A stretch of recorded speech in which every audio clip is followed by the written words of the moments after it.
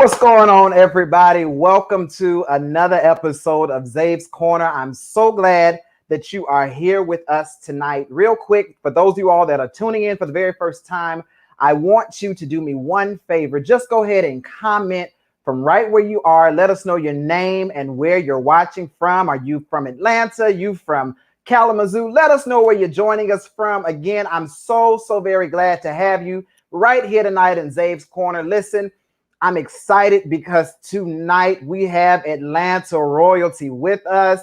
None other than the great, the wonderful, the beautiful Miss Farris Watkins, the daughter of the legendary Mr. Willie A. Watkins, owner of Willie A. Watkins Funeral Home right here in Atlanta. So glad to have each and every one of you with us. As always, before we get right on into what we're talking about tonight, let's go ahead and get these Zave's Corner announcements right on out of the way. For those of you all that would love to partner with us in the great work that the Greatness Foundation is doing, we've put together some ways for you to partner with us. And those 4 ways are as follow. You can PayPal us at greatfoundxr@gmail.com. You can Zelle us at 404-989-3883. You can Cash App us at $XRR1208. And for those of you that still like to write those checks, put the pen to the paper and go ahead and mail your checks, make them payable to Greater Love Enterprises, P.O. Box 492-574, Atlanta, Georgia 30349. Again, if you'd love to partner with us, we'd love to have you. And tomorrow morning, we invite you to join us at 7:15 right here on the XRR Greatness Foundation page for Zave's Inspirational Vitamin. We have been going strong together for the last 2 weeks, and so we only want to go higher. We've been hearing such great stories of how you've been blessed by the Inspirational Vitamin. So join us tomorrow morning at 7:15 right here live for your Inspirational Vitamin. And then finally, if you'd like to just be a partner with us and you like to show your spirit, we invite you to check out our greatness wear at www.xrrgf.com and purchase one of the 4 shirts that are seen on your screen. Again, all proceeds and sales from these shirts do benefit the Greatness Foundation, whose mission is to serve the underserved. Listen, again, to those of you all that are watching that are brand new, we're so excited to have some friends. Looks like we've got some friends from Quincy, Florida, and Swanee, Georgia. Again, to those of you that are watching, just go ahead and drop where you're watching from, your name, and we invite you, we implore you, we encourage you to join the conversation tonight. If you've got questions that you want to ask, you want to just join right in and comment, feel free to do so because we are here to talk about it. Listen, before we get too far, today is a very special day, and we cannot just start this Zave's Corner without saying a very happy heavenly birthday to the late Kobe Bryant. Today, Kobe would have been 42 years old, and though his death has shocked the entire world, we want to just say to you, Kobe Bryant, thank you for changing the game. We miss you, but we know that to be absent from the body is to be present with the Lord. And so for that, we're so grateful. Listen, again, I'm so very excited because tonight is the night. We've been anticipating it all week. We premiered it last week, and I'm so excited because she is here in studio with me. I've been waiting. I've been anticipating. She is a friend. I consider her like a little sister since I'm just a little bit older. I don't want to tell our ages, but she is so wise beyond her years. Truly Atlanta royalty, y'all. Like I'm honored that I could even get on her schedule for the day. So without further ado, I see her shaking her head because she know I'm boosting her up. I'm so honored. Let's just go ahead and bring out, ladies and gentlemen, I'd like to introduce to you the one, the only Miss Farris Watkins. Farris, what's up, girl? Hello. How are you? I'm good, darling. How you doing? I'm great. Excited. I'm so glad to have you here tonight. And I just want to lay a few ground rules for those that are watching. Zave's Corner prides itself on being a place of transparent conversation. So tonight we do invite you to leave your comments, to ask your questions, but this is a judgment-free zone. So all commentary and opinions are welcome and respected, but we will be respectful to our panelists. And looks like, Farris, we've got Mom, the great Dr. Angela Watkins. And so we salute you. So glad to have you here tonight with us, Mom. Uncle Donald as well. Donald Yes, Johnson, yeah. yes, from Swanee, Georgia. Got him right here. So glad to have all of you all with us here tonight. Listen, Farris, I don't know about you. I've been excited. I've been waiting. So why don't we get right on into it? Yeah, let's get into it. Listen, so your name is Farris. Your name is Farris. But tell me, who is Farris? That's a good question. I think Ferris every day is evolving and growing and just learning more about herself. Um, I'd like to call myself a student to the game because I love to find new things about myself, find out new things about myself. So yeah, I really can't define that question right now because she's still growing. She's still And learning. that's so critical because you are really derived from some very strong families here in the city of Atlanta. But when we think of the name Ferris, that's not a name that is common. Kind of tell us how your parents arrived at Ferris Christine Watkins. Kind of tell us what they were thinking in those planning stages. Okay, so Ferris is my maternal grandfather's name. So my mom's dad, his name was Isaac Newton Ferris. He passed December 30th, 2017. We were very, very, very close. But yeah, that the name comes from him. My parents didn't initially want to call me that. When I was born, my mom tells the story of they were trying to figure out, what my name would be. And my dad was like, why don't y'all just name her Ferris? And they knew that Christine was going to be my middle name because me, my mom, my grandma, my great-grandma, my great-great-grandma, all of our middle names are Christine. Even my cousin Bernice, her middle name is Albertine, which is a mixture of Christine and Alberta. Wow. So all of us have a little bit of Christine in it. And of course, Christine is a derivative of Christ. So that is, how we keep a little spiciness and a little faith in our name. And then of course, my last name is going to be Watkins. So, yeah, it took me a long time to really love my name, but because it was so different. It's kind of like a unisex name. Like it's kind of hard to like pinpoint an identity or like look to somebody else who has the same name. So I'm grateful for my name. I really am.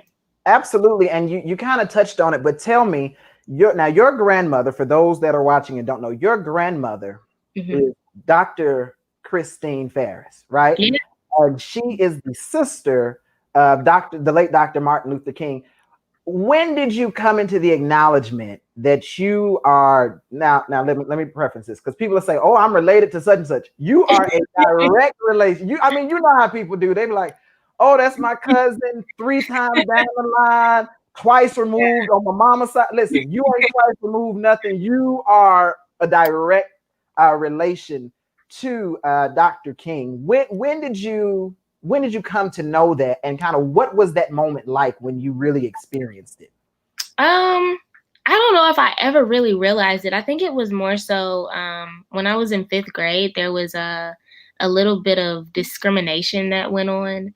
And I think it more so happened, one, because I was Black, and 2, because of the family that I came from.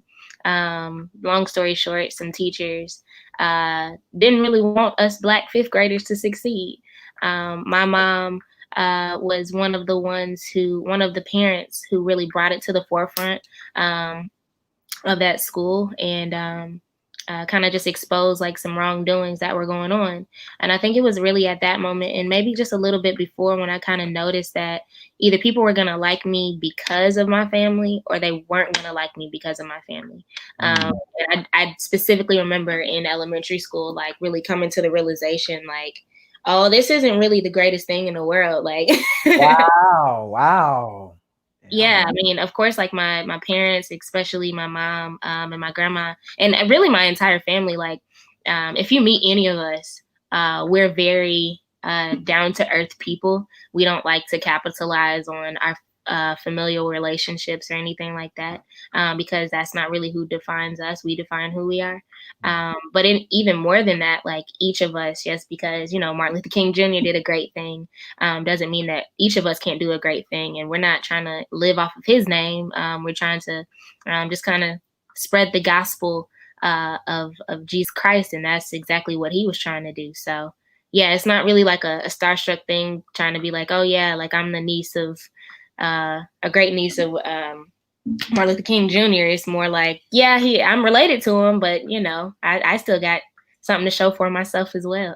Absolutely. And that is so profound, because a lot of times people don't really realize that just because we are related does not mean we necessarily carry the same mantle or we carry the same anointing. And so I like how you put it. You're not living and capitalizing off of it. Yeah, it's good to be related, but even for a moment, we speak to the greatness of your grandmother, who is a tenured professor at Spelman, right? Yeah. And then mom is also a professor at Spelman. And so we appreciate their contributions to the education of Black women. So for sure, it is a beautiful thing. But now listen, I have to ask this question because I love history. I am just overwhelmed with just how beautiful the Black culture is. I grew up watching you orate at the Martin Luther King Ecumenical Service, and every year I can just remember you mounting the pulpit, and the first few words you would say is, "My name is Farris C. Watkins." At a young age, you were able to captivate, right, an entire room of dignitaries. How did you manage that level of first of all expression, but two, what was your composure like? Like, how were you able to do that? Well, first let me say hi to my line sister Brianna. Hi, Bree, and as well as Blake Edwards. Just real quick, I told Xavier like I really wanted to be transparent. So I hope I can give y'all as much raw realness as I can. But to answer your question, so I started doing the commemorative service speaking when I was in 6th grade. And it was something Miss Connie Smith Lindsay, who is the speech coach. She really coached me from when I was in 6th grade, and every other speaking engagement I do, she's definitely right there with me. Just kind of, getting my confidence right. One of her biggest quotes, and something that sticks with me for the rest of my life, is never look better than you are prepared, which simply means like I can put on all this makeup and I can be in my finest St. John and whatever. But if what comes out of my mouth isn't of substance and sustenance, then it's really all in vain. So I really appreciate her for that. But that they brought me along into it after my Aunt Coretta had passed. My Aunt Coretta mentioned to my cousin Bernice, as well as Miss Connie, that she wanted me to kind of start leading that portion of the program. And of course, I didn't get into it until after she passed. But that was kind of my homage to her, my Aunt Coretta. So. Yeah, but getting prepared for it. We start getting prepared in December of the previous year, and we have weekly meetings. Just kind of, more so talking about like the importance of whatever speech that we were gonna be doing. Miss Connie is very much a person who likes to really dive into these speeches. So there are times when we would be in the Heritage Sanctuary. If you know anything about Ebenezer, we have Horizon, which is the new sanctuary, and Heritage, which is the old sanctuary, and they're right across the street from each other. But there's so much history within that Heritage Sanctuary, because you had Martin Luther King Sr., Martin Luther King Jr., A.D. King, and all of these myriad of great pastors who really got their rendering from Heritage Sanctuary, some who have passed and some who are still living, but you can really feel like greatness in that church. A lot of times we would sit upstairs and she would turn off the lights and just play the recording of the speech. Sometimes we didn't have recordings of the speech. Sometimes we would just have like the manuscript, but for the ones that were recorded that we could actually hear him speaking, she would definitely get us to hear them so that we can really get into that character of him. And we would dissect like down to his intonation on certain words, like why he would put emphasis on certain words versus other words, why he would use certain, he had a lot of imagery in his speeches. And so we would get into, how do we feel? Like, what does that look like for us? We knew what it looked like back then in the 60s. But how does it look like now? How can we translate that and give it to our people today, and more so for young people? So yeah, that's really how we got into it. Even the birth home, the birth home is block up from the church campus. So oftentimes we would go there, and we would park to us to go into the bedroom, and we would kind of just like form a little circle and just kind of sit there and listen to his speeches there and talk about it. It was a lot of preparation goes into it, and still, just really like listening to ourselves. It was more so confidence building. I will say, like, I was very, very, very nervous every time that I did it up until, because, I didn't do it this year. I was very, very overwhelmed this year, and I, started in the funeral home and working full time there. I had some other responsibilities to take care of, but every other year that I did it, from 6th grade until my senior year of college, it was a nerve-wracking experience, just because when you think about how many people are looking at you, and you think about how many people are like literally in front of you, and they're catching this real live raw. So you mess up, they gonna get it first. And then that 2-second lag to national TV, they gonna get it too at some point. Yeah, right. Well, my dad, he would always tell me, if you ever feel nervous, just close your eyes. Miss Connie would always tell me, just focus on something like in the back. If I was speaking, if I could focus on like the light post in the back, or the exit sign at the back, whatever it was, or if it was one person that I could just feel like was really paying attention to me, if I could speak to that person, that would really kind of calm my nerves. But more than anything, I had to get really centered in myself, and realize that God has not given us a spirit of fear, but of love and a sound mind. So anything that came into my body that was giving me fear and anxiety, I had to vex it out of my spirit, because that wasn't of God. And I didn't want anything around me at that time that wasn't going to be of God. So yeah, that's how it happened. That's so profound. And let me say, you've never made it to the Shade Room or World Star for any type of mishap from the ecumenical service. So we applaud you for that, because that is a true accomplishment. And I heard heard an old preacher say it's a glorious burden, right? That's something it weighs on you, but you handle it and you carry it with the strength and the grace of God. And so to all of the young people that are watching, especially the young ladies that will grow up and kind of following your same footsteps, you've definitely taken on that challenge. But we talked about mom's side. Let's kind of shift gears and talk about dad's side. Dad is let me phrase it right. Willie A. Watkins of Atlanta. I just got the phone with him. I'm not surprised. He always handling business, always doing what he has to do. Farris, tell me what it's like to be the daughter of a funeral director. Yeah. I just want to make sure I'm saying hello to everybody. I see my cousin Jen and Gabrielle Pollard, who is the daughter of the Reverend Dr. Gregory Pollard of Baptist Church. My other line sister, Maya, my best friend, was there. Thank you also so much for being here. Remind me of your question one more time. I'm sorry. Sure. So tell me what it's like to be the daughter of a funeral director. We're gonna get into what it's like to be Willie Watkins' daughter, but what is it like to be the daughter of a funeral director? Well, of course, call me Wednesday Addams. Like,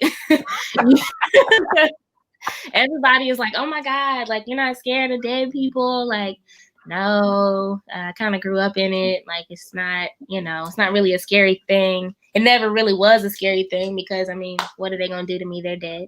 But more than that, now, I deal more so with living people than I do dead.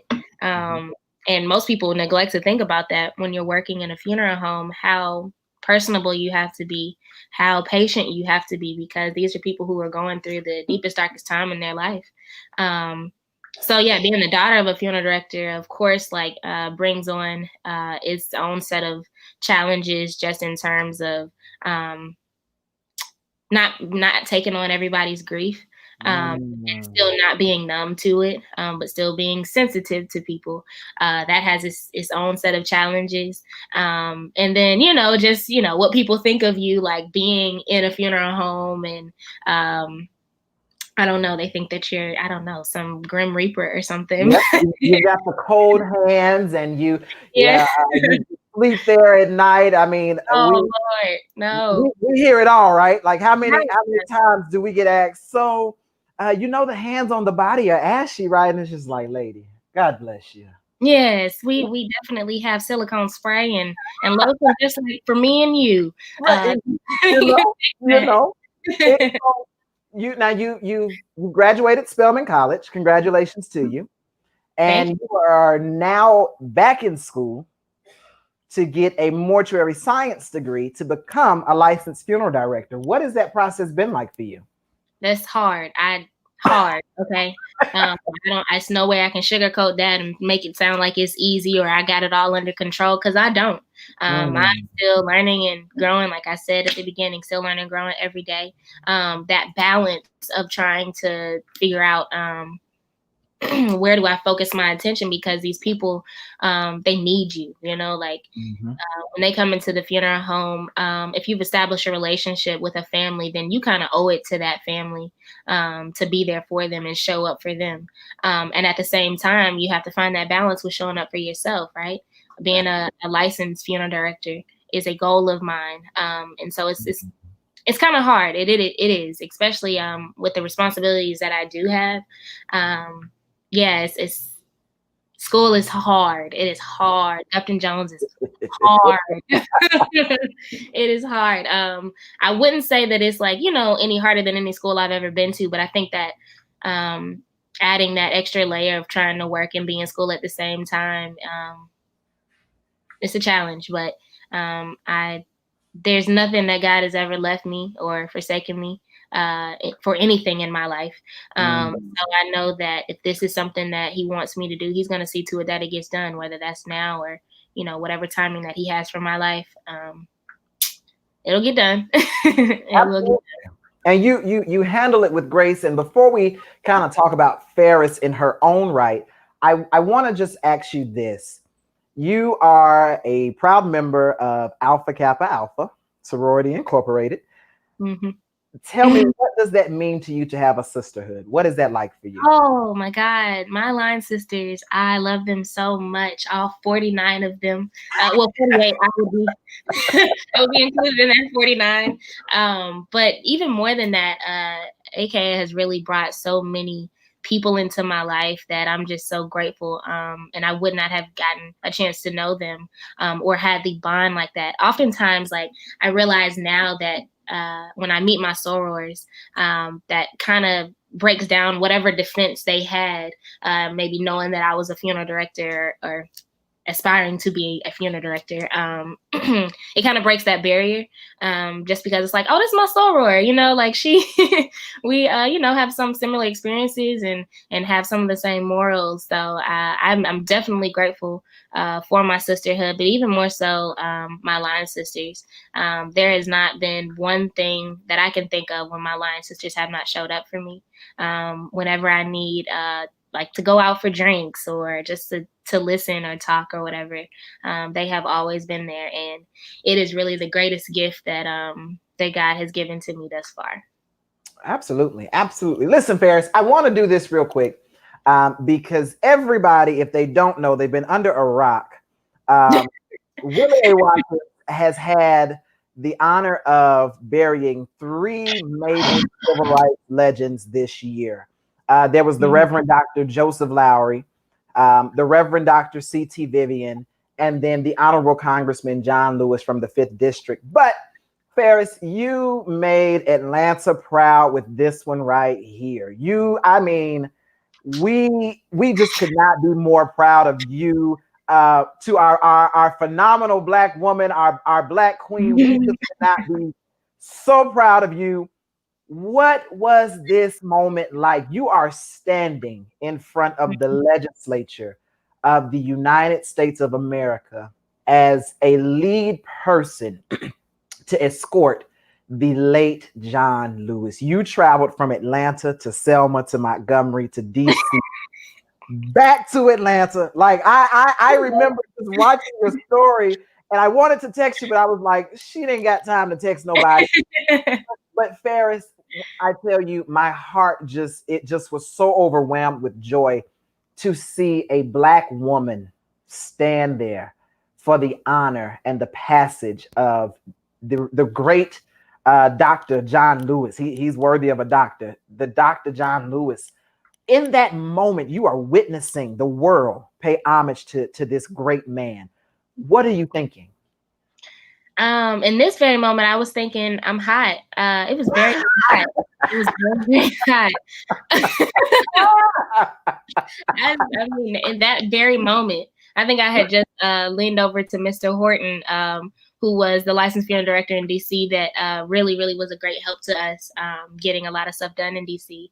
And I was kind of talking to him, saying like, it's hot, but if these military men can do it, then we can. And as soon as that happened, he fell out. The naval officer. Right. Is hard, and he is well. They put out a statement. He is well. As soon as I got inside, I had asked about him. They said he was fine.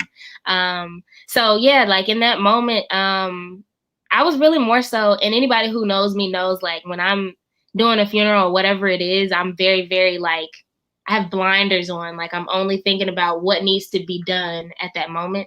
So I don't think I really got a chance to realize the magnitude of the moment until maybe like at nighttime when I kind of reflected on my day, the times that I could, or when we were on plane to plane and all you could do, like my phone, I didn't have any service. It wasn't like people could hit me up with different questions or different logistics. We were kind of just, there and really thinking about that moment. But more so than that, John Lewis was somebody who me and my family, we call Uncle John. I had visited with him about a week before he passed. We were talking about the movie that just came out, and he was saying how he liked the movie. And I was actually supposed to bring some nutritional drinks to his house the following week, but unfortunately the Lord called him home. But yeah, I think the reason why I went so hard for it and was because of that personal connection that we had, as I did with CT Vivian, as well as Joseph Lowry. I had personal relationships with all three of those men. So yeah, it meant a little bit more to me than just like, oh my God, these are legends. Of course, I wanted to honor the life that they had lived, but more so just because I had a relationship with them. It was personal to me.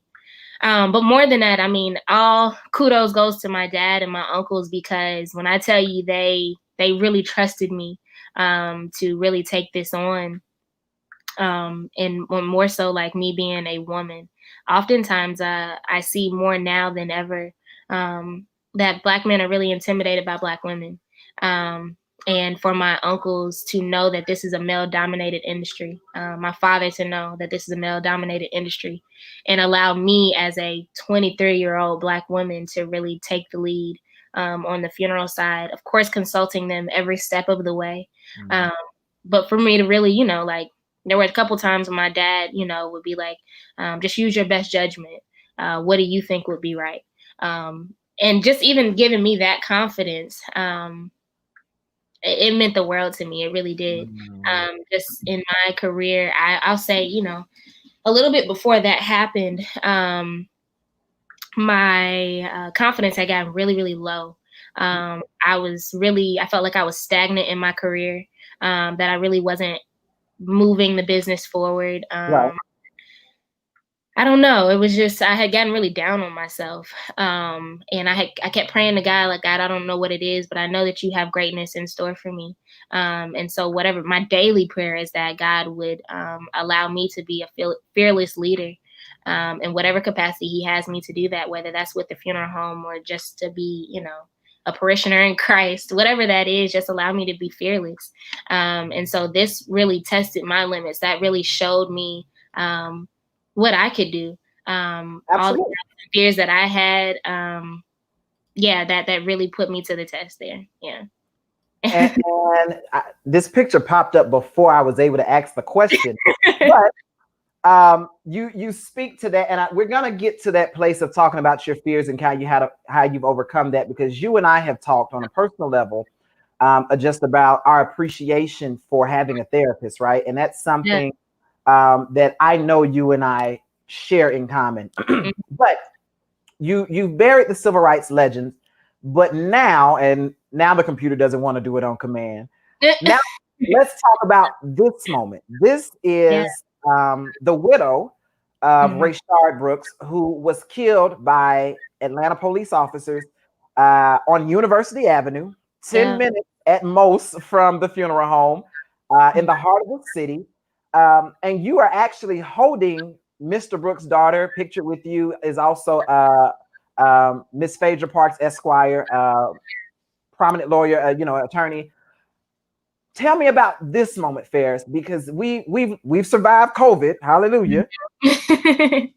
But now we're having to plead for the lives of Black men at the hands of police officers. Yeah. What were you thinking in this moment as you walked the Brooks family through the loss of Rayshard Brooks? What was that like for you? I will say, this widow, this wife, she just was a powerhouse. I mean, she was just filled with so much strength that a lot of the things that we kind of thought that we would have to do in terms of counseling, we really didn't have to do, because she was more so wanting to focus on the end goal. Like, how do we honor my husband's life? What can we do to show Atlanta that his life did not go in vain? And because of, that fire that she had up under her, it kind of just trickled to the rest of us, everybody working at the funeral home. I will say that was definitely, and as it is with, majority of all of our funerals, it's a team effort. I can't name a funeral home that wasn't under Willie Watkins Funeral Homes that wasn't involved in this process. So yeah, it was more so just about like making sure that all of our T's were crossed and I's were dotted, to honor his life, to let people know and bring awareness, like, this is what happened. Even to going by Wendy's after the funeral. There was a lot of pushback with that, because they thought that it was gonna incite a riot and grow tensions even more. Mind you, at that time, the entire premises of Wendy's was surrounded by guys with machetes and ladies too.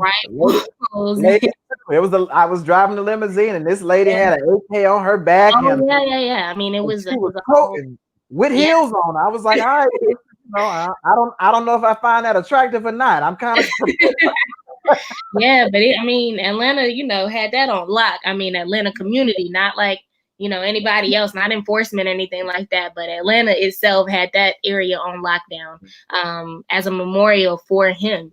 So, just going by there it presented a huge threat. But it was something that we really wanted to do. It was something that the wife really wanted to do, and we were going to fight to the end to make sure that it was done. We made a lot of compromises to make sure that it got done, and we were happy with it. She wanted to do a dove release at the very, very end of it, at the cemetery where his mother was buried. So we did that, and she wanted that to be private as well. So yeah, it was more so, like I said, just about honoring his life and making sure that more than anything, she was comfortable with everything that we were doing with that funeral. Absolutely. Before we go to the next question, looks like your godmother, Miss Alice Jenkins. Yes, and my cousin Kendallin, and she was on here. She was on here last week, no? 2 weeks ago. Yes. So, yeah. Okay, wonderful. And my other line sister Natalie. Hey, Nat. Yeah. So we witness within the last 6 months. And again, I have the pleasure of working for your father at the historic West End Chapel, the mothership.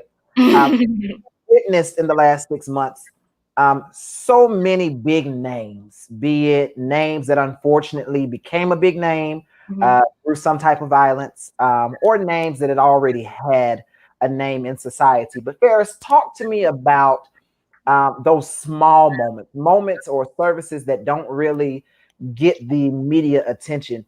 How do you help families move forward? Like, what is that process like? Um, that's a good question. You know, every family is different. I feel like it's a running joke around the funeral home that if there's any family that, you know, might be a little tough, Yeah, give them to Ferris yep. because she has the patience of Job. The true patience of Job. The true patience of Job. Yes, but I pride myself on that simply because you don't know what people are going through, what they were going through before they passed, before their loved one passed, or what they're going through after, or what might have come about because this person has passed. You know, so you really just have to be patient with them, and more than anything, always remember that they're grieving. I mean, whatever they might say to you, they're grieving that, and that's a whole nother ball game that we might not really realize at the time, or can even relate to at the time. So I always try to remember about how I felt when I was sitting on the other end of the table from my father planning my grandfather's funeral. I try to go back to that moment. Some tensions arose between me and my family even during that time. And of course, those tensions arose because we were grieving. And that can come out in a myriad of different ways. But it is important as a funeral director, you are also a counselor. That is why we take so many counseling classes, so that we can be of help to that family. It's not just about, getting their money and throwing them in a casket. It's everything but that, honestly. That's how you build retention. That's how you build a community relationship with everybody, is by letting them know that you care. My dad always says it's not about how much money you can spend with us. It's about how well we can serve you. If you I couldn't be in any profession. And I remember having this conversation in college. I know that for a full fact that I could not be in any profession where I'm not helping somebody. So if I were to be in the funeral business and all I'm doing is just trying to, sell the highest funeral, that's not rewarding to me. And that doesn't get me to get up every morning. Money is going to come. It's more so about making sure that we are impacting that family so that they can feel like, sometimes people just come by the funeral home just to chit chat, just to sit down and No, talk. seriously, they really do. They really do. Me and my dad will sit on the front porch and they'll just, be in the neighborhood. Hey, I just came to stop by. People will bring us food just because we've tried to establish, and my dad has definitely tried to establish an environment where it doesn't feel like a morgue. It feels just like, a home. We're inviting you into our home.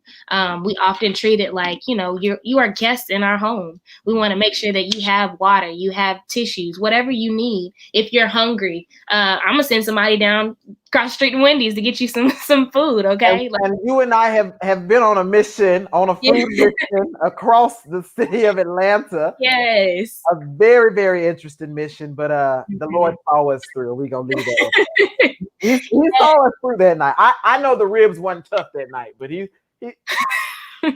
hallelujah. Anyhow. Hallelujah, we got through it. But it's just about making sure that we're offering the best that we can to every family that comes in. My grandmother, who my dad's mom, who passed, who was really the matriarch, who is the matriarch of our family, but also the funeral home and the driving force. We are 24 hours. There is somebody at the funeral home every single minute of the day.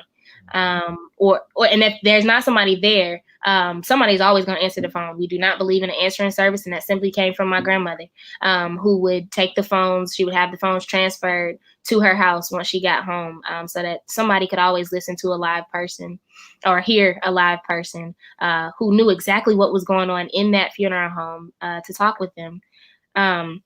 that's something that we really, really pride ourselves on. Even more than that, we've had widows who want to come and be with their spouse just overnight. Why shouldn't we be able to offer that to them? If you want to spend one last night with your husband or your wife, like you should be able to have the opportunity. I wouldn't dare deny somebody the opportunity to come, have that opportunity. Yeah. Absolutely. And I want to pause here because your cousin, the Reverend Dr. Bernice King, Yes. she is sending you greetings. Hello, and my auntie Alice and my auntie Yes. Cheryl. Hey, y'all.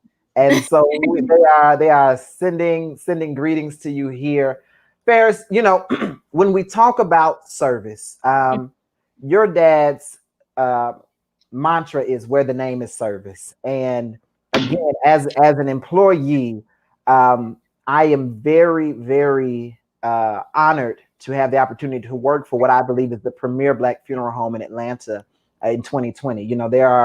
They often imitated but never duplicated is the quote. But for you, Farris, what is your mantra? What is that one catchphrase that you use that gets you up in the morning and brings you to 1003 Ralph David Abernathy? Like what is that one sentence that really gets you going? I don't know if it's like one sentence, but I would say that it's definitely service. In everything that I do, I'm always looking at whether I go to a restaurant or whether it's getting my nails done, whatever it might be, I'm always looking at the service that they provided. Because we do work in a customer service generated business. I know my dad always speaks about, he wouldn't be who he was if he didn't provide service. The business wouldn't be where it is. The reason why people continue to still go back, and it doesn't mean that we don't mess up. I mean, we're not perfect. God didn't make us to be perfect.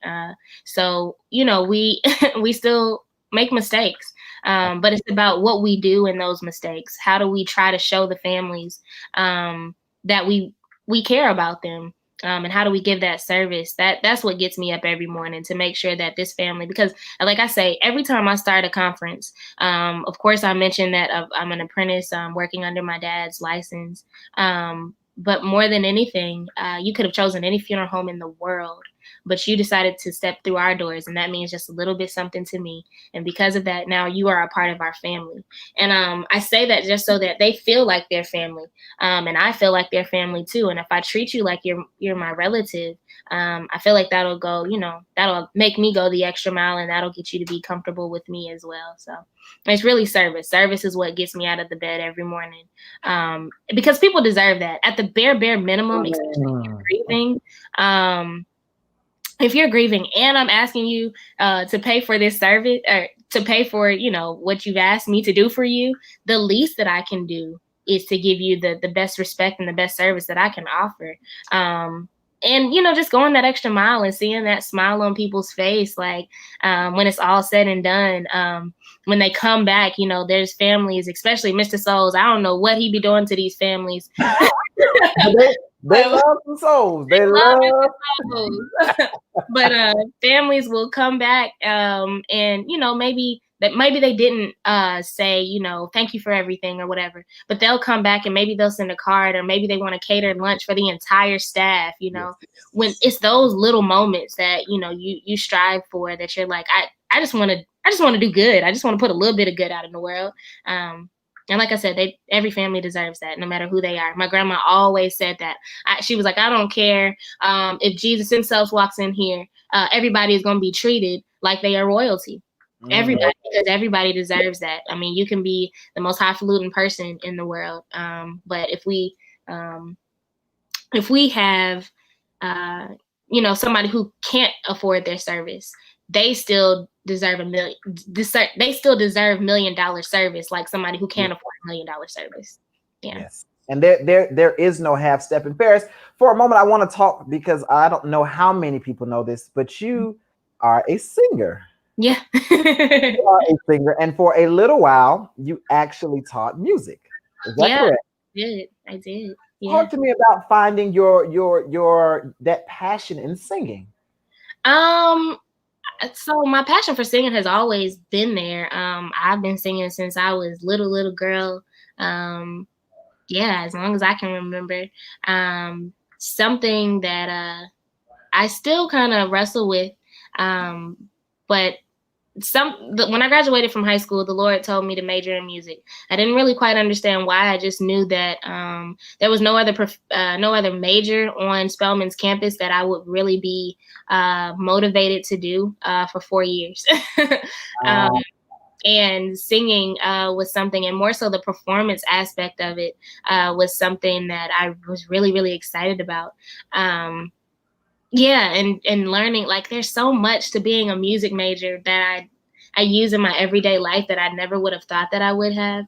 And I'd say this all the time: I don't move until God tells me to move, and that's everything in my life. If He has not told me to do something, I'm gonna wait until He tells me, and not only tells me, but tells me how to do it. So that was just really me stepping out on faith. And there's, like I said, there's so many aspects of being a music major and graduating with a music degree that I still use in my everyday life. I still, Dad will put me on the spot, and I'll be singing on a funeral. You good for it, trust me. Yeah, so I still use it that way. I still sing at Friendship Baptist Church. I love that church with all my heart, and everyone there. But yeah, there's still, ways that I can find to literally sing. But just like I said, the performance aspect of it, and knowing how to carry yourself in public, that was really a big thing that, it really, and learning about, my little twang. I have a Southern twang that I didn't know about until I started singing, right? They always pointed out to me, and I still don't hear it to this day, but that's all right. I got it too. Yeah. And learning all these different languages, learning to sing in different languages. But even having like a business presence, being a music major, just, I don't know, I believe it really made me and those who graduated with me, before me and after me, it really makes you a well-rounded person. So I'm grateful for that and all of my teachers, because it is the love of my life. I really do love singing, and more so I love teaching. Knowing, like I said, I know that I couldn't be in any profession where I wasn't helping somebody. Being able to help kids, I taught kindergarten and 4th and 5th grade. And then I dabbled in the grades in between a little bit. But my 4th and 5th graders, oh my God, they were just amazing because they were so ready to learn. And I could see how, even if they had some issues going on at home, how music was able to kind of just relieve them from that stress for just a little while, however long we were in the music. My vocal coach, Miss Laura English. She is a legend in her own right, but she would always tell me, stay in the music, is safe there. Wow. So whenever I would get like nervous or whatever it was, still to this day, if I can, oftentimes on my ride home from work, people ask me how I decompress and get a lot of stress off of myself. It's by listening to music. And on that car ride home, my 15-20 minute car ride home at night, I can really just be in the music. I don't really have to worry about anything at that moment. I can just stay there and listen to it. And I do the same thing in the mornings as well. I try to listen to gospel every morning. Let me ask you this. Are you going to bless us with a short song real quick? No, that's not what that's not what you told me to do. That's not what we agreed upon. Well, I tell you what, we're gonna have you back for the purpose of you singing for everybody. Can we agree to that? Yes, okay, we can do that. Hallelujah. I'm gonna hold you. Listen, before we get ready to get out of here, I want to just for a moment talk about just the importance of having a therapist. You and I, like I said, have shared in that we share a lot of things. We share love for food, we share love for serving people. And I appreciate having somebody in my generation that is so knowledgeable just about life and kind of what it really takes to make life happen. But you have a therapist. Mm-hmm. Just kind of tell me why. What is that like? I've had professional therapy several times in my life. The first being when my parents got divorced. many people don't know my parents are divorced. Yes, they are. They are still great friends. And like I said, you probably didn't even know because they operate in great unity, which is something I'm very grateful for. But we did have to go through a little bit of counseling to get to that point, which I'm very grateful for. The next instance was anger management. For whatever reason, during my middle school years, I was just angry. So I went through anger management for a little while. And then a little bit before in college, I went through therapy.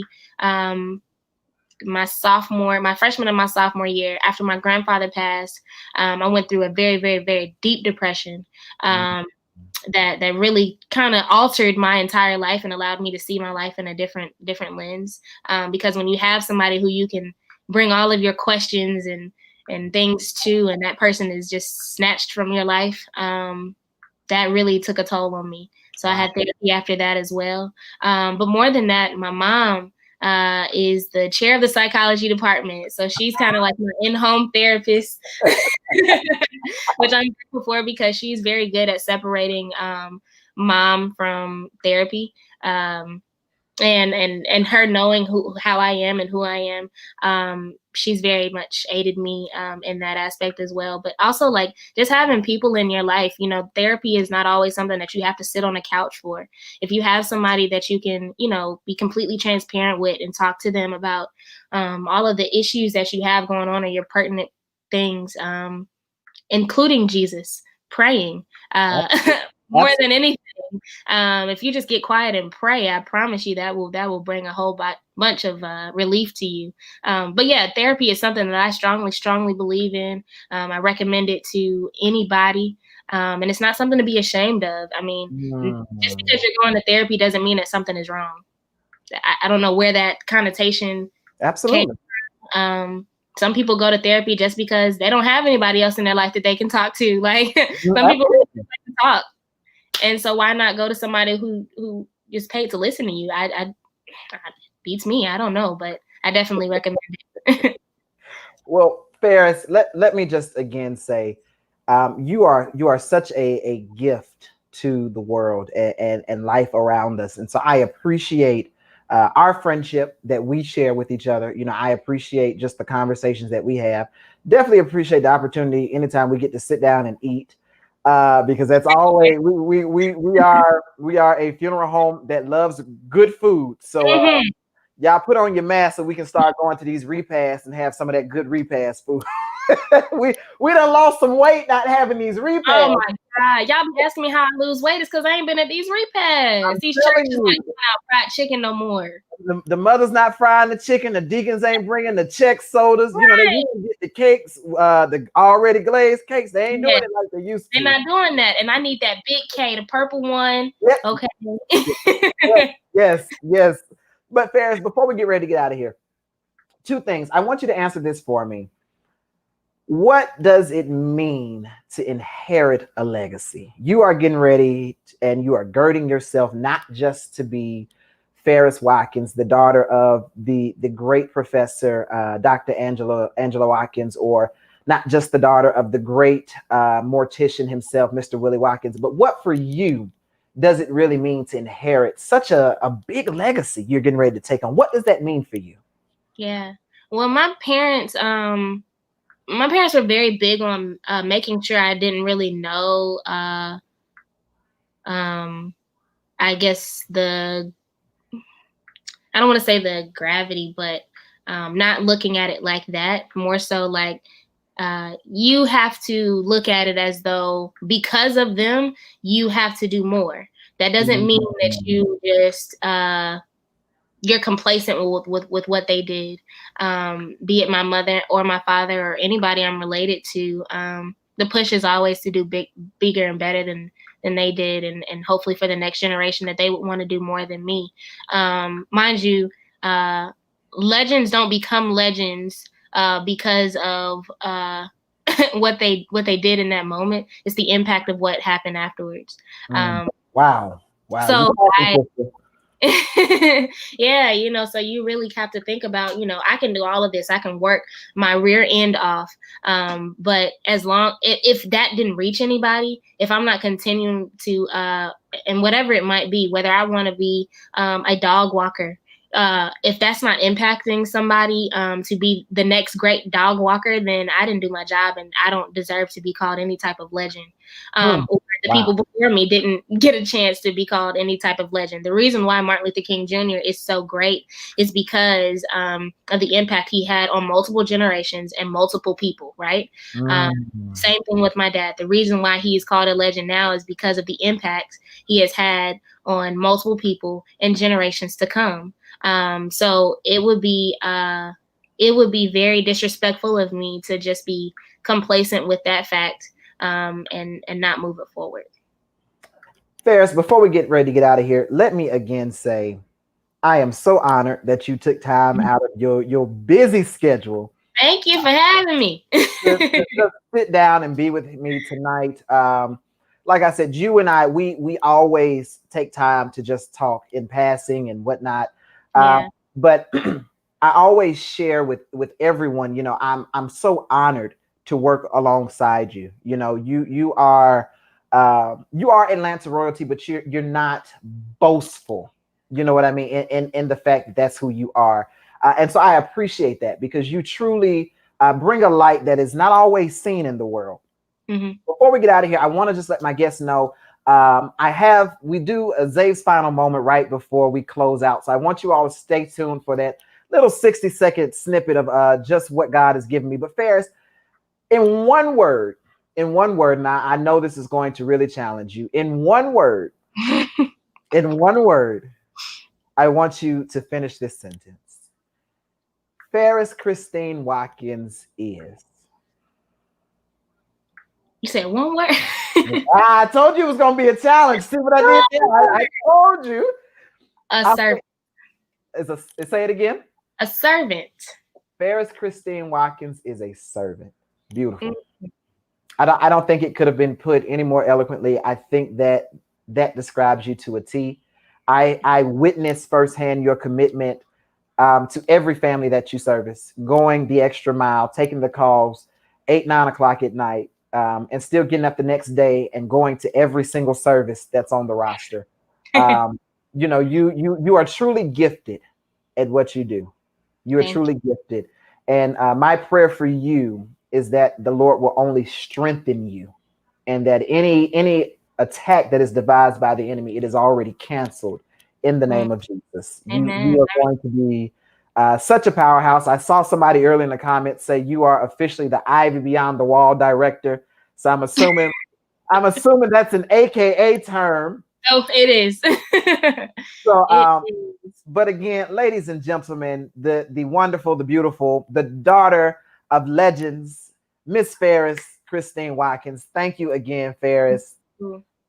If you would just hang tight backstage, Farris, and you and I will powwow for a few minutes after the broadcast is over. But if you would just wave goodbye to everybody real quick as we get ready to get out of here. Thank you so much. And to each and every one of you for watching. I want to share with you just something real quick today. And if you've got your watch, go ahead and hit that 60-second button. Listen, I got a call today because I had been invited to participate in the panel discussion that was taking place real soon. And last week, the producers of the panel discussion, they called me and they gave me the full layout of the panel discussion, told me everything that they wanted to talk about. And it was such a great conversation. Today, I received a call saying that things had gone a little bit different and that the producer of the conversation no longer was interested due to some reservations. In that moment, it would have been easy for me just to kind of sit in despair and disappointment. I want to just remind you that every opportunity, be it one that you full head take on in stride and with great joy, or one that is given and is rescinded, is an opportunity for you to always share your love and your light. Listen, don't ever forget how powerful you are. Don't you ever forget how gifted you are. Don't you ever forget how great you are. The Bible declares that we were created in the image of God. And so because we are created in his image, we have to walk, rule, abide, and have dominion, just as he has called us to be. That's all that life is about. Continue to be great. No matter what comes your way, through hail and high water, through storm and rain, you are called to be a greater love. And so I implore you, I encourage you to continue to be a greater love in the world around you. To our many friends that have joined us tonight, we're so grateful and we're so thankful to have you. Join us tomorrow morning at 7:15 for Zave's Inspirational Vitamin. I'm looking forward to having you. There is a 3-minute vitamin that I am sure is going to be a blessing to the week ahead of you. I love you, and there is nothing you can do about it. Until we meet again next week at 7:30, I hope and pray that you'll have a great week. God bless you. Thank you so much for tuning in. Have a great night.